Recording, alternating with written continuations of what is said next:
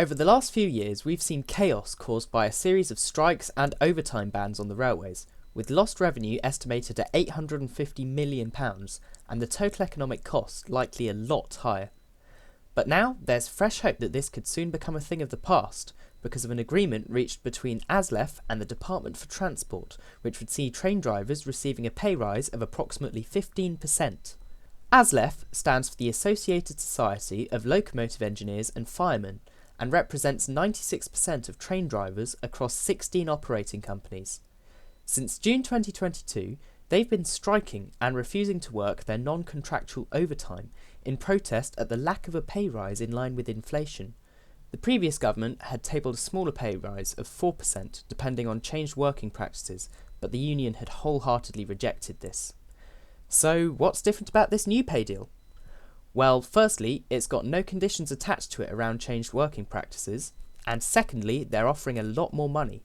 For the period from 2022 to 23, ASLEF is being offered a 5% pay rise, followed by a 4.75% pay rise for 2023 to 24, and 4.5% for 2024 to 25, amounting to a total pay rise of 14.94%. This would see the salary of an average train driver without overtime increasing from £60,000 to £69,000. Nice. The eagle-eyed amongst you will also have spotted that I started with 2022 to 2023, which is obviously in the past now, meaning this deal will also include backdated wage payments of approximately £6,000. In a statement, Secretary of State for Transport Louise Haigh said, "When I took this job, I wanted to move fast and fix things, starting by bringing an end to the rail strikes.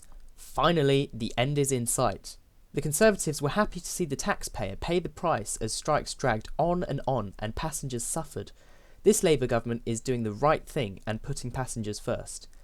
If accepted, this offer would finally bring an end to this long-running dispute and allow us to move forward by driving up performance for passengers with the biggest overhaul to our railways in a generation.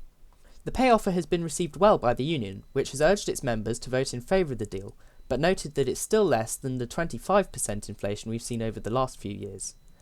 ASLEF's General Secretary, Mick Whelan, said, "We are pleased that after being treated with utter contempt for the last 2 years by the privatised train companies and the previous government that was pulling their strings, we finally have a new government, a Labour government, that listens and wants to make the railways work for staff, for passengers and for the taxpayer.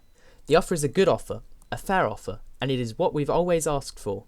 A clean offer, without land grab for our terms and conditions that the companies and previous government tried to take in April last year. We will put it to our members with a recommendation for them to accept." Not everyone is happy with the plans, however, with Helen Whately, the Conservative Shadow Transport Secretary, saying a no-strings deal means this will be paid for by passengers and taxpayers. "We have to make our railways more efficient, but instead Labour just caved in to the unions. Ditching working practice reform leaves a hole in the finances that can only be filled by higher fares or higher taxes."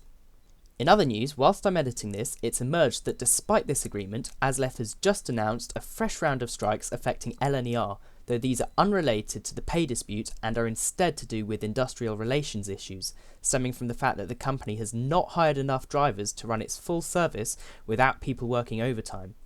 This means that pressure is often placed upon drivers to work beyond their contracted hours.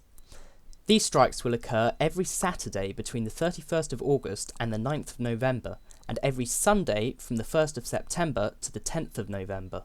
Like I say, this is unrelated to the topic of the pay dispute. Anyway, back to the video. At the end of the day, it's not for me to comment on whether or not I think the deal is a good one, because that's up for the union's members to vote on. However, as a member of the travelling public, I'll be glad to see the back of the strikes should this deal be accepted. Whilst there are legitimate concerns over how much this will all cost, they should be held in perspective with the £850 million of lost revenue from the past 2 years. I also think it's good that the new government is really taking responsibility and facing the problem head on, rather than ignoring it and hoping it'll go away, which is certainly what the previous government seemed to be doing regarding the strikes. This also seems to be an attempt to grow good faith from the industry ahead of Labour's nationalisation plans, which I'll be talking about more in the future. Anyway, what are your thoughts on this pay deal? Is this a fair balance between keeping wages fair in the face of inflation, or has it gone too far? Maybe it's not gone far enough. Let me know your thoughts in the comments. I appreciate this will be a bit of a controversial topic, but civil discussion is always welcome here. Subscribe to Network News for more updates like this, and thank you for watching.